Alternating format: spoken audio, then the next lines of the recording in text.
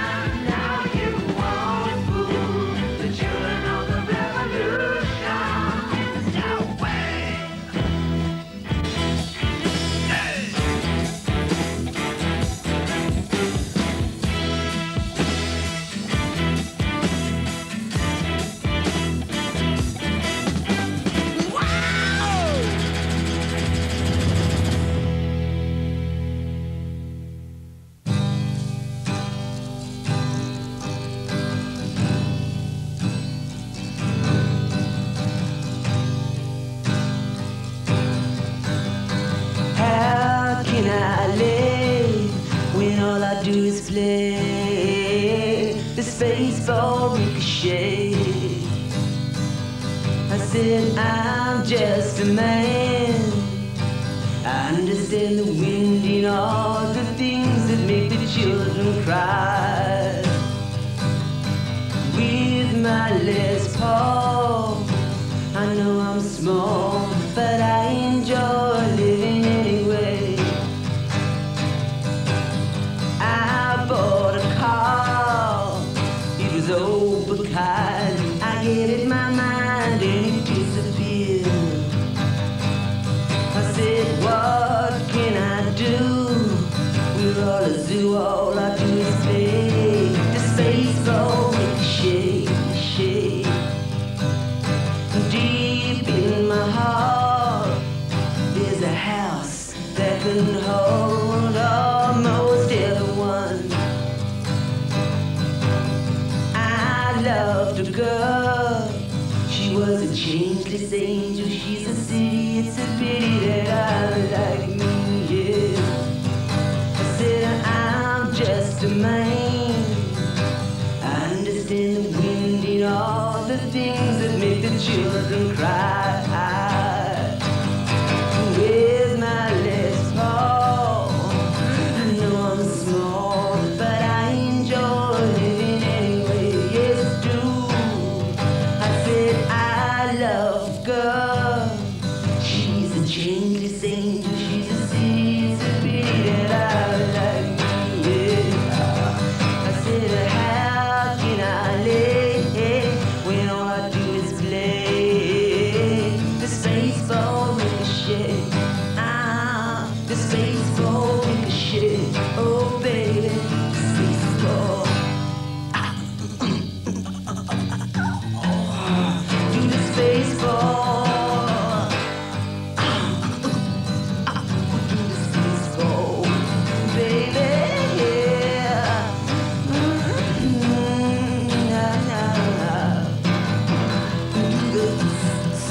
Do this baseball ricochet.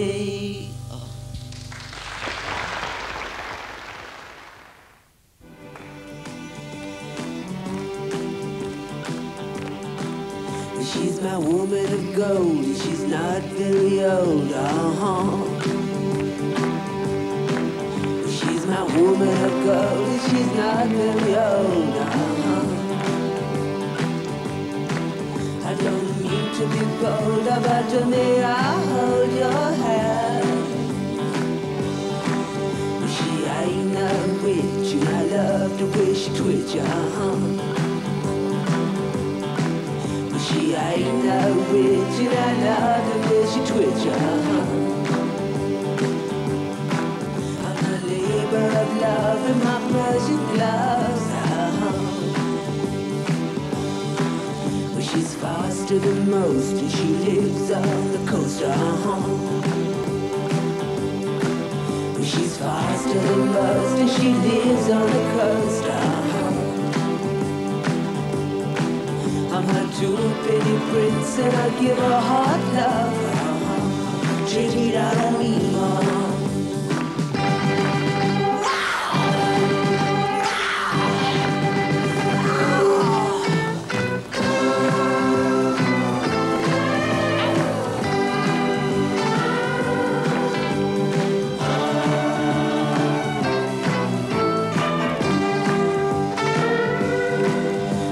I ain't no witch and I love to wish she twitch, Well,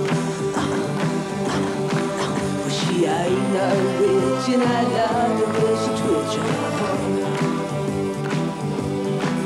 I'm a two-penny prince and I give her hard love.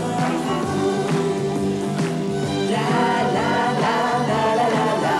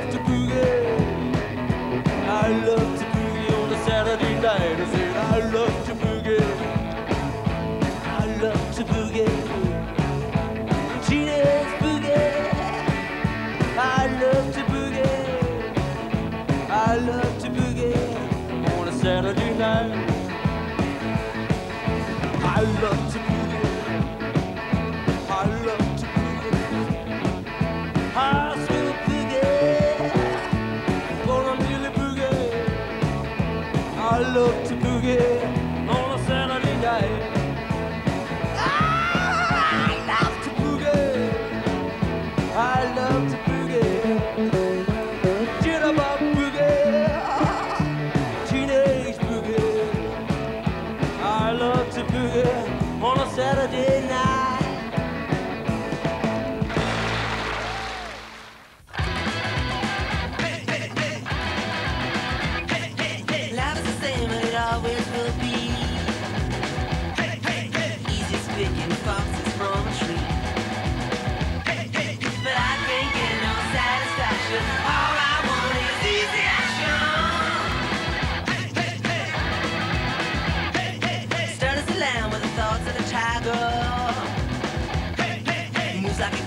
Knows that I ride her. Hey, hey, hey. I can't get no satisfaction. All I want is easy action, baby. Hey, hey, hey. Stroll on. I can't get no satisfaction. All I want is easy action. Hey, hey, hey. Hey, hey, hey. One was in the east where the headlights shining.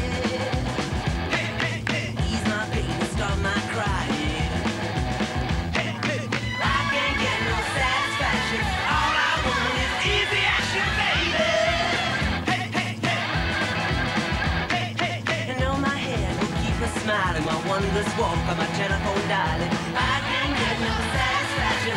All I want is easy action, baby. Hey, hey, hey.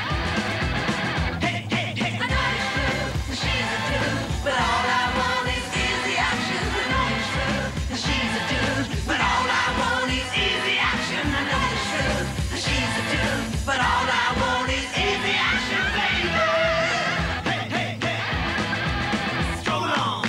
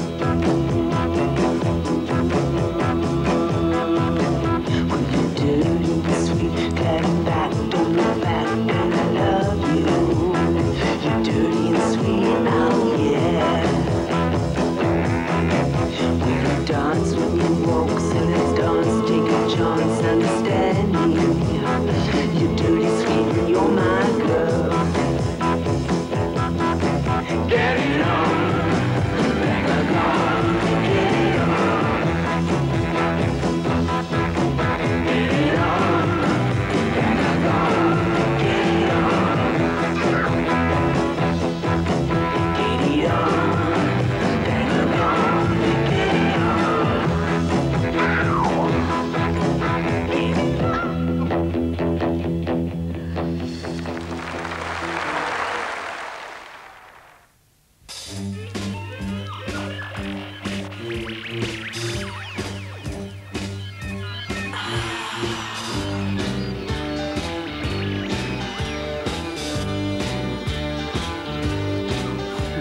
you ever see a woman coming out of New York City with a frog in her hand? Did you ever see a woman coming out of New York City with a frog in her hand? I did, don't you know? I did, don't you know? I did, don't you know? And don't it show?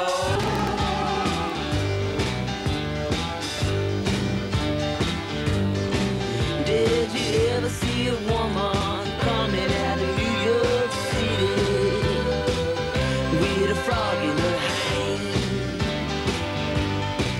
Did you ever see a woman coming out of New York City with a frog in her hand?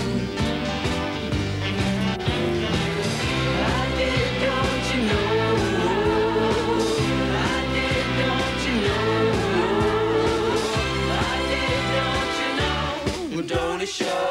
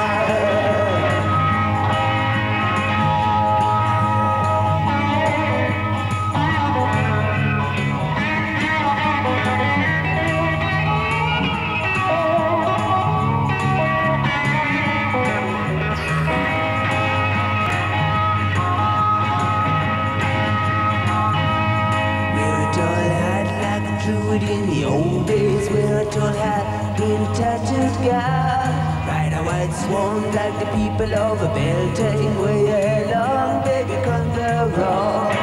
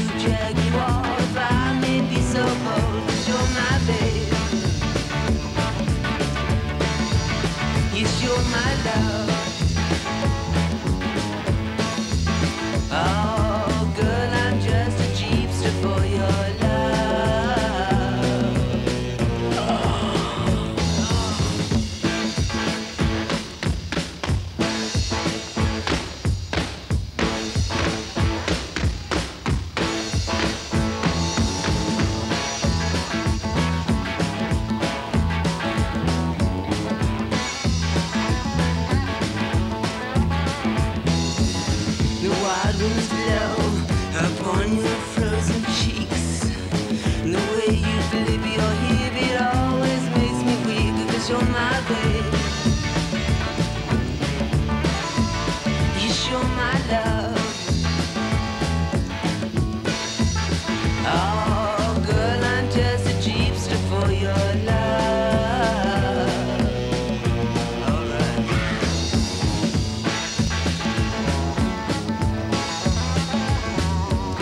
Your motivation is so sweet. Your vibrations are burning up my feet. 'Cause you're my babe. Yes, you're my love. Oh, girl, I'm just a jeepster for your love. I said, girl, I'm just a vampire for your love. And I'm gonna suck you.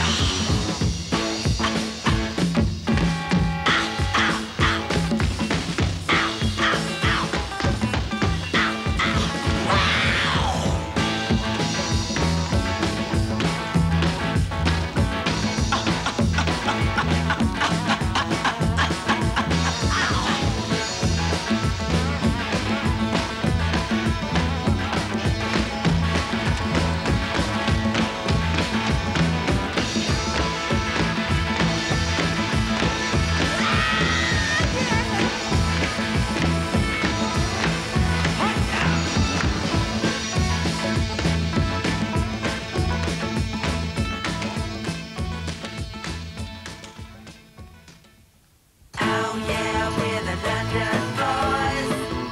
Oh yeah, we're the London boys. Oh yeah, we're the London boys.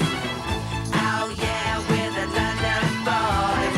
Do you remember going to Petticoat Lane?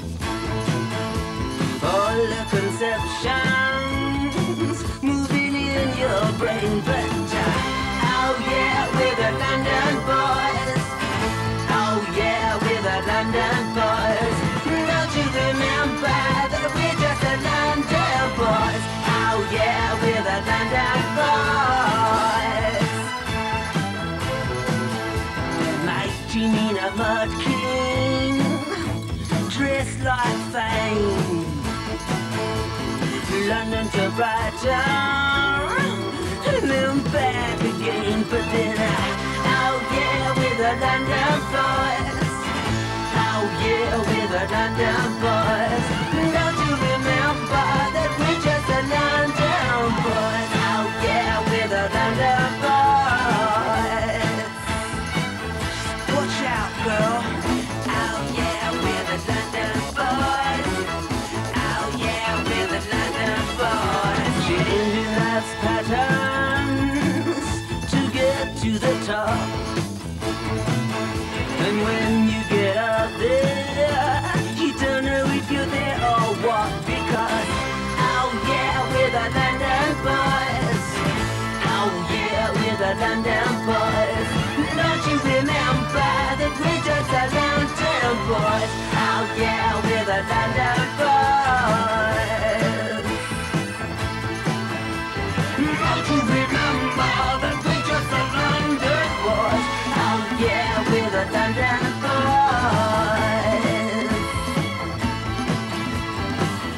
Oh yeah, we're the London boys.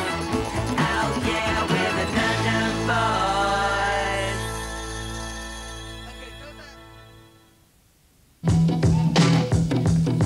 Beneath the beat button, I wanna cruise with you. Beneath the lamp sun, I got to be the one with you. Ooh, with you.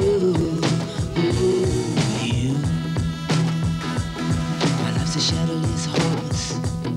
If I can't get across to you in alligator rain, my heart's all pain for you. Ooh, for you. Ooh, you. Girl, you're good, and I've got wild needs for you. On mountain range, I'm Doctor Strange for you.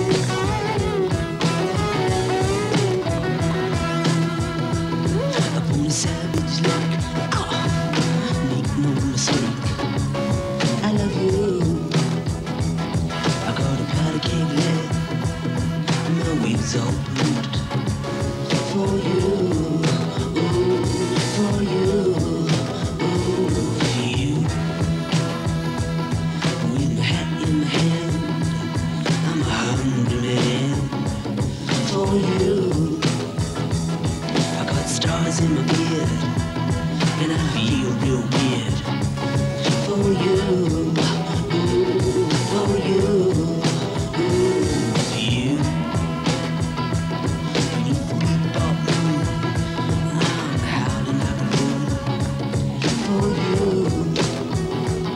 Beneath the rainbow sun, I've got to be the one for you. Ooh, for you. Ooh, you. Oh, take me.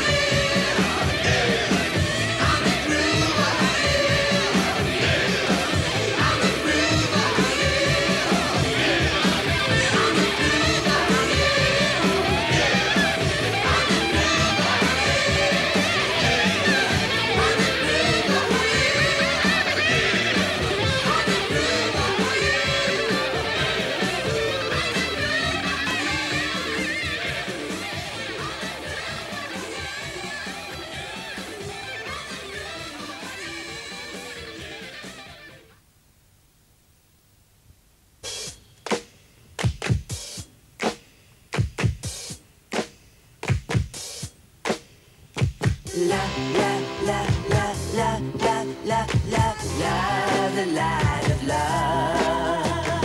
Oh, light of love, won't you shine on me? Won't you shine on me? Light of love. Oh, won't you burn? Won't you burn for me?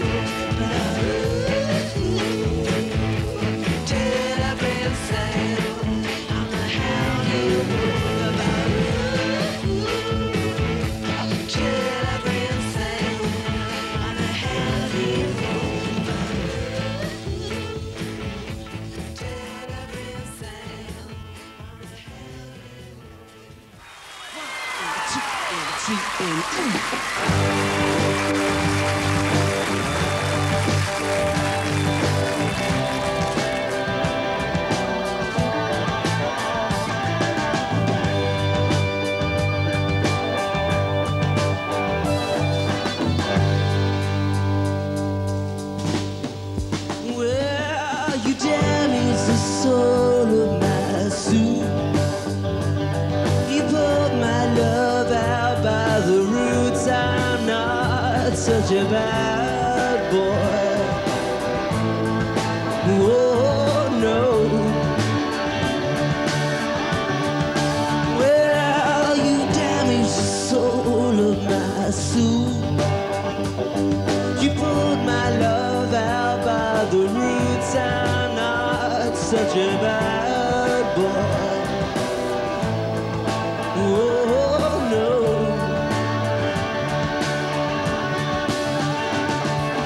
Rock and rolled it, even strode it, baby. Rock and rolled it, yeah. Rock and rolled it, even strode it, baby. Rock and rolled it, yeah.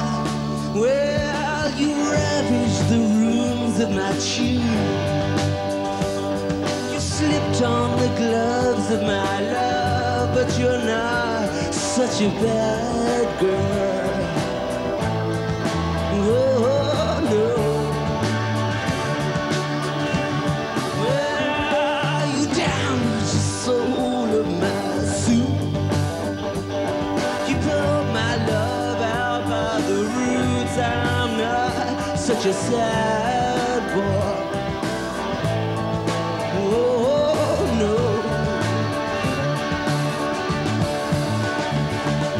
Rock and rolled it, even strode it, baby. Rock and rolled it, yeah. Rock and rolled it, even strode it, baby. Rock and rolled it, yeah. Ah!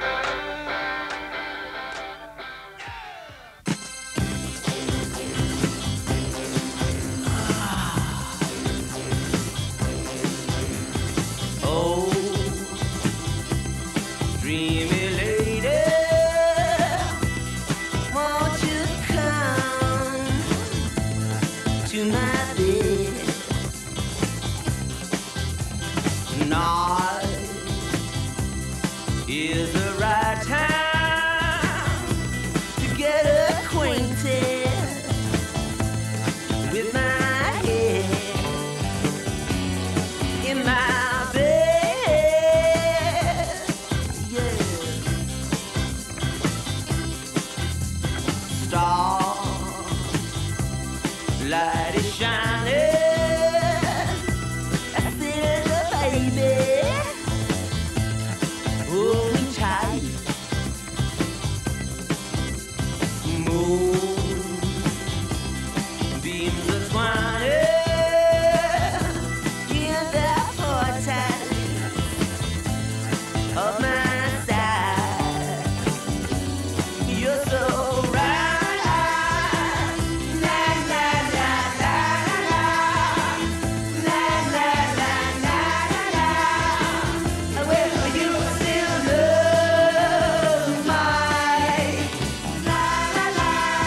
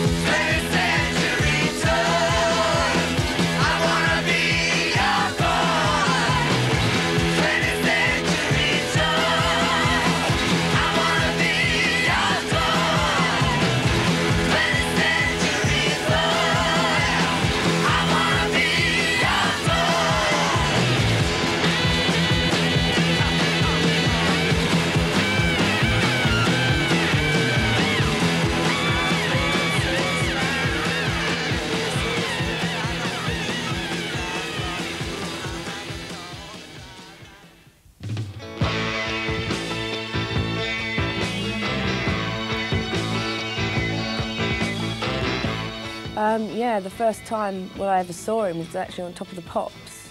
And I couldn't believe what I was seeing. I went, what's this? He's absolutely gorgeous. I just fancied him like mad. And then after that, of course, I bought the records. The first album I ever bought, in fact, was Electric Warrior. It was about that time. And the first single was, well, it was Ride a White Swan, but I didn't really take a lot of notice of that. It wasn't until Hot Love. And then, of course, Jeepster and all the rest of them that followed. I was just, you know, I just thought it was the best thing ever. I remember going to a press reception where Bolan and Mickey Finn come walking in. I mean, they did look stars, and we were all standing around, and we hadn't really had our first hit yet. In fact, we may have had our first hit, but not our biggest.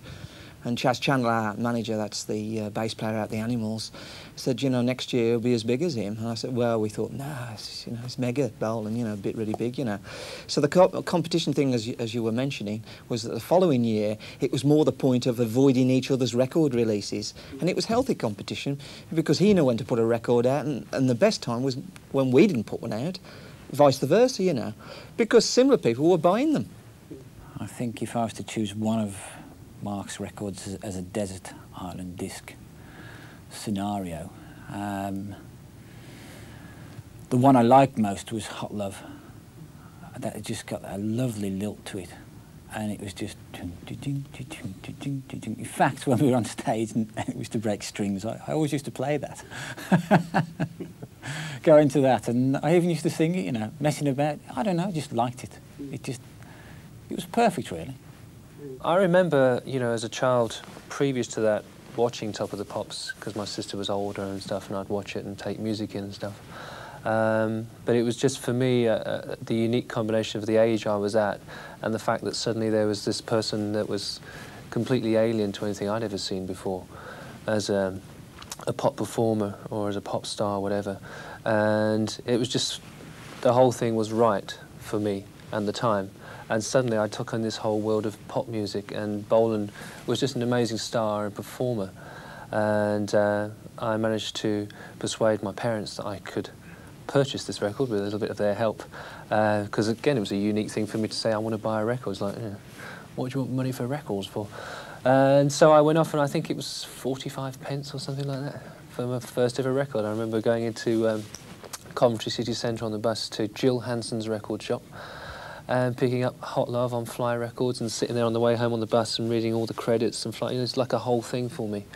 And for the next 3 years, Bolan was the complete thing which I worshipped and watched, and had a very big effect on my life, really, because I ended up doing it for myself, going off to form bands and make records. We were very much the boot boys, and Marc was very much the probably the first real androgynous pop star. It was there before Bowie. Looking like a girl in many respects, which was very attractive to young girls at the time, something that we never had. We were more the yobbos. He did an interview in Melody Maker, and it was a Q&A situation, the questions and answers. And the question would always used to be in black print, and the answer would be underneath. And it went something like, what do you think now you're making it? You know, he said, I think I'm just going to go on and on and on. Sounded like Maggie Thatcher, you know. And then it said, well, what about competition? And the answer was, what competition? And then the question was, Slade, for instance. And he said, no competition. Now, that irked me for years and years. And it was a private vendetta that we should outright him and out-record him. That vendetta was there because ultimately there was a huge respect. It was like, almost like pygmies in ancient mythology. They eat their enemies, you know. It's not the pygmies, no, the headhunters, you know, eat the enemy. They don't eat them because they're trying to destroy them. They try to get the power of the enemy in them. And he was an enemy worth having, I suppose. In that respect, he wasn't an enemy at all. We thought he was great, and it would be lovely if we could top him. In the studio, I felt that, you know, I had a lot to offer, and I felt that I gave him my best. I felt very frustrated because Marc was so quick. He was impatient. And I was saying, listen, and I could, what about if I go back? I've got some more ideas. No, that's fine, that's great. We've done it 3 times. it was strange actually because this was like 1970, and I got myself a Bonneville, and I met a friend called Nigel Weymouth. He said, come round for dinner, and I went round there and the dinner wasn't cooked, so he said, oh, we'll go to this vegetarian restaurant.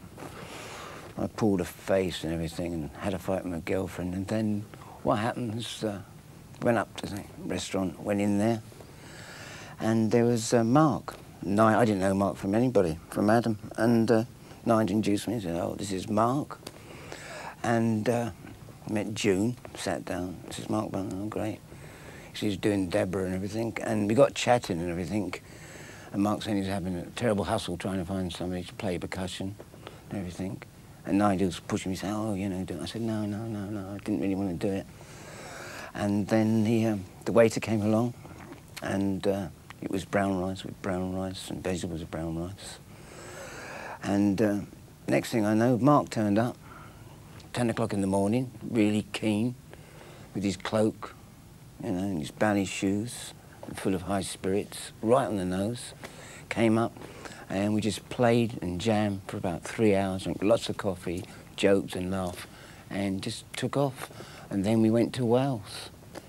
And I mean, I was going along, but I didn't know what was happening. I was just going along for the trip, and, you know, a good time at the time. And before I knew where I was on stage, you know what I mean? What happened somewhere? I'm sitting on stage playing. I was pretty young at the time, you know, and it was sort of, I hadn't had much experience with men or anything like that. And I just thought, wow, he's just lovely. You know, I even got my mum to corkscrew my hair one day, so, you know, to look like him. It was about 2 o'clock in the morning, and I was living in Chelsea, and there was a knock at the door, and there was Marc there with his acoustic guitar, and he said, I've got this song, Ride a White Swan. Rubbing your eyes, what, Marc? Trying to wake up. Sat down. We sat in the kitchen, never forget, with a chess set, and we went through it. And it was lovely. I thought that was great. It was such a good feeling, you know. And I knew that, but you know, whether it'd make it felt good for us. But that is an important thing. If it feels good for you, I got a feeling it's going to feel good for everybody else. You know, and then, you know what happened then? Yeah. He brought along different clothes, you see, because he was sort of coming from the more hippie-ish period. He got this hair, this corkscrew hair and everything, and he was a very sort of attractive man, if you know what I mean. Come across really strong. Mickey Finn, everybody wanted to photograph those two, right? So you were always looking at people that were happening at the time. And I think how Bolan certainly affected me was, as respects the glam, was that at first we wore long coats, and then later Bolan started to wear like a little star, not a star, it was like a drop or something, just under his eye. I thought that was amazing, I did. And it was just twinkling. And it was such a clever touch. I mean, at that time there's a lot of sort of Stardusty records and all sorts of things around, you know. But that affected me, and some of the sort of, not over-glam clothes, but tasteful in his sense. The coming from the hippie period, you know, the sort of adding things to it, you know, like crinkly, bright things and jackets and whatever. A combination of maybe silk trousers once he wore, I think, you know. But I used to clock him. I mean, the things you needed to. There's a lot of images that I remember. That the one that really jumps out at me is it was at the end, or not at the end, in part of the American tour when we were in an airport, and I suddenly saw him walking away with the top hat and the fur coat and the case, just walking away from the camera with his back to me, and people and modern technology about him. And there's something born out of time about the picture. And I guess if I've got to remember one, I'll probably remember a back view. And I remember we did this gig in Boston, and it was Tyrannosaurus Rex, and we turned up very keen.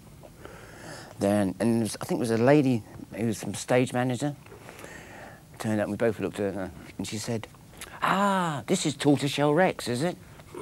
You know, and everybody used to get the name inside out, outside in, and nobody actually could get round the word, and it was better for kids, and it was, you know, it was like sending a cooking fat. I think what it was with Bolan, which started then, and of course the whole of sort of the glam rock thing which came through, was this ability, that the sort of, you know, is it bisexual, is it male, female?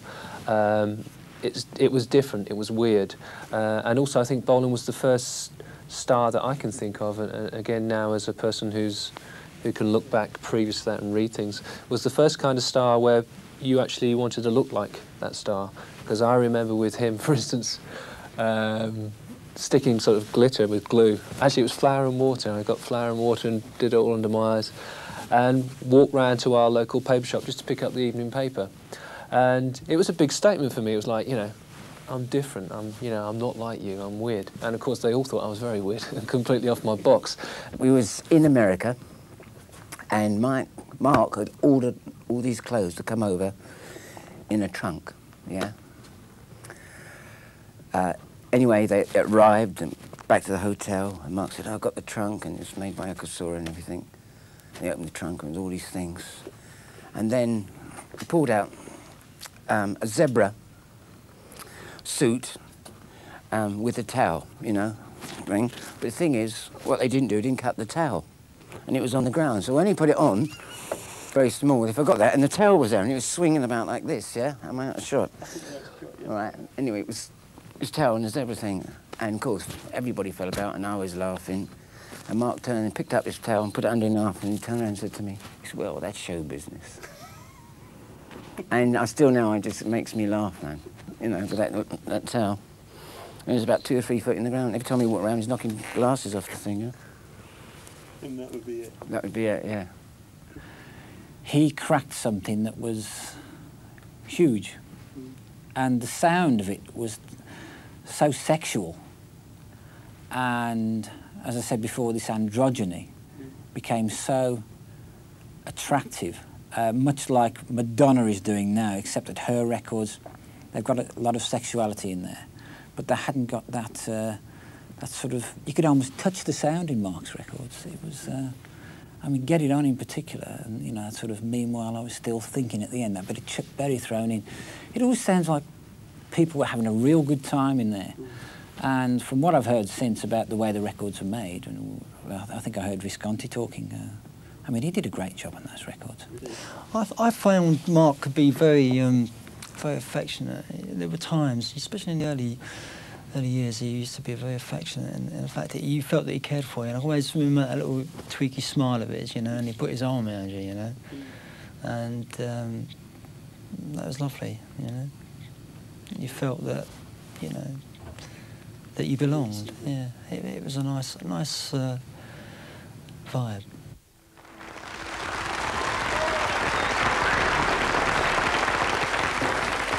Well, Rock of Ages is our title, but Rock of Today is the theme for this session of Music in the Round, which we're exploring week by week many different kinds of music and music making, from the harpsichord and the lute to the blues, and today, Marc Bolan. When did you actually start playing the guitar? I was about 17. As late as that? Yeah, yeah. And did you have lessons a long time, or did you just pick it up? Or what? No, I did it in a day. Yeah. There's encouragement for everybody. It doesn't take long. I don't believe that. No, truly. I mean, I'd gotten into, I know a few chords, but the first day I got an acoustic guitar, I wrote about 4 songs, some which we still do. Why, in this kind of music, why 4 rather than 8 or 12 players? If the idea is to make a lot of exciting noise, why stick for 4 players only? Well, you go beyond the amount of communication you can get with people after a while. You know, I started out, you know, just with 2 people, and slowly I augmented it when I thought I could cope with it. You know, but I enjoy like working with perhaps the string sections. There's a lot of people. I wouldn't want to have that responsibility of having to work with them all the time. You know? But this is your basic T-Rex group of 4 players. Sure, yeah, and it's a question of economics as well, believe it or not. I mean. Yeah. To go on the road is incredibly expensive. You know, we have to find £1 a week before you even play. You know. I noticed that several of your songs make references to cars. The one you just did, Jeepster, earlier on, there's a verse about, I wrote it down, just like a car, you're pleasing to behold, I'll call you Jaguar if I may be so bold. And, I meant the animal, actually. I see. But I noticed in another of your lyrics, you say, I'll buy you a car and then I'll throw it away later. But is car very important? Are cars important? A Cadillac. I mean, I've got that for an amazing car which someone gave to me at one point. an old Cadillac, which was a work of art. It was a masterpiece. As a car? I don't drive, but I mean, it's an amazing car, yeah. A lot of people criticise your kind of music generally, particularly people of my generation and beyond, Yeah. for the noise that it makes. They say it's too loud. Now, you obviously don't think that, or you wouldn't play it that loud. Tell me about loud and soft in your music. Well, it's expression, you know, it's like any sort of art form.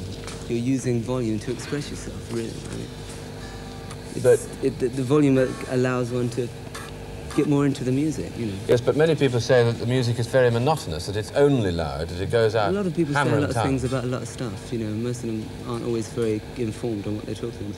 You must know, you know, rock music is easily as important as any other music. It depends. Music's the thing that one feels about and enjoys, and if one doesn't feel and enjoy it, then one shouldn't really talk about it or listen to it. Really. So what you mean by more important is that a lot of people get more pleasure and excitement from that kind of music than any other kind of music? Yeah, I for sure. accept that. Yeah, I mean, as a kid, I hated classical music, you know. Good. Why do you have to have these huge loudspeakers? Well, basically, you know, most of the halls that we play in are very big. Consequently, you wouldn't hear the sound at all, you know. So they're just, for I audiences mean, they've of how many? evolved. For audiences of how many people? You know, normally about 5,000. 5,000. We've only got 200 or 300 in here, so this is This is the a kind small of gig. room, though. You know, one doesn't. You know, when the Beatles first started, they used Yes. weenie amps, you know. But Yes. it's evolved. You know. So you have to have 200 or 300 amps, or is it watts? I mean, or is it many more than Yeah, that? well, you normally use a 100-watt amp. Yes, You know. I see. But then when you've got that enormous big sound with this very Yeah, but in the hall that driving- you're playing, it's not always necessarily very loud. You know. No, it's comfortable. Relevant. All right. Yeah, right. But all the same, most of the time, it's forte rather than piano. It's loud rather than soft. Isn't it? Don't you ever long for the quietness of a unaccompanied piece? Well, you know, we do on stage. We do 4 or 5 acoustic numbers. Did you spring into poetry when you were already playing the guitar and making a living, or have you been writing poetry ever No, since? I always wrote things as a kid. You know, I used to write books and things. You used to write books. Not many kids write books. What kind of All books? people that are writers wrote as a kid. I think Dylan Thomas said he wrote, 25 books a week or something like that. Were you influenced by any poet? Is Dylan Thomas, in fact... Oh, no. I mean, he's a good poet, but he didn't really influence me. I haven't read that much poetry, to be quite honest. You've read a lot of words. The book you've published, the book of poems, the love of... What's the proper Warlock title? of Love. The Warlock of Love. I was going to say it the other way around. That's a book of poetry with many, many rich words and unusual words. Where have you gathered them from? I don't really know. I personally believe that, you know, I was a previous life or something, a previous reincarnation, was some sort of bard of some sort. Because I've never, most of the things I write about are descriptions normally of places I've obviously never been to. And most of the words I write you can't find in any dictionary anyway. So, and I spell appallingly. Do you get more satisfaction out of writing poetry or singing songs? If I'm pleased with a poem, I would out of the poem. If I was pleased with a song, I would out of the song. It fluctuates, you know. If either are good, then it's all the same to me. I can't see any difference. It's with people like that, they say, why don't you make music like you used to? I think I am, you know, it's all I only ever made what I wanted to play, really. I was wondering which people you thought you appealed to most, whether it was, you know, really just young girls or if lots of people like your music. I don't really know. I mean, I think if that was the case, we wouldn't sell LPs the way we do, really, because £2.10 or whatever it is that they charge for an album. Most young kids can't really afford that. I hope that, you know, anyone who seriously is into music takes what I do seriously. I mean, certainly other musicians do that I know. I mean, you know, even people that I respect, it seems that when I talk with them and perhaps work with people, that it's a mutual respect, which is artistically all I can ever ask for. I don't really know. I mean, I just do what I do because it gives me a buzz. I don't really know. I mean, you don't look like a teeny bop or whatever people call. You know, see, the implication that you give is sort of a bit detrimental, a bit mindless. You know what I mean? They have this. I don't mean that you mean it like that, but people tend to think of young kids in general. I mean, a lot of real babies dig T-Rex music, which is a gas. Real little kids, you know, and that is nice. And they're pretty hip. You know. How can I say? He was in the right mould there of Teenage Dream, just never developed it. I mean, I think that when that was picking up, he should have moved into something, you know, like not self-analysing, but looking at things from a different angle. You know, and I think that would have been a nice direction. But that's for me, I mean.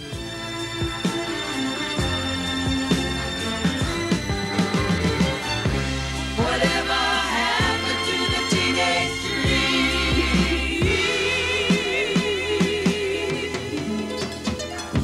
Surprise, surprise, the boys are home. My guardian angels run down my telephone. The heat's on, mister. Can't you hear them scream? Whatever happened to the teenage dream?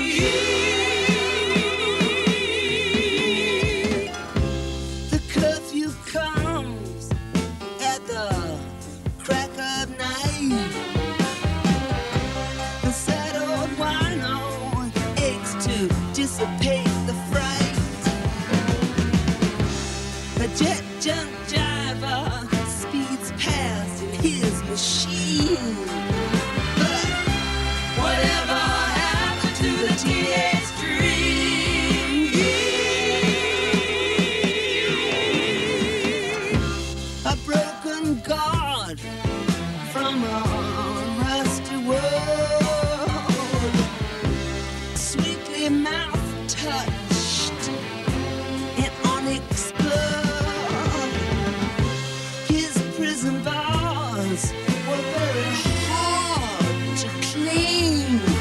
But whatever happened to the teenage dream?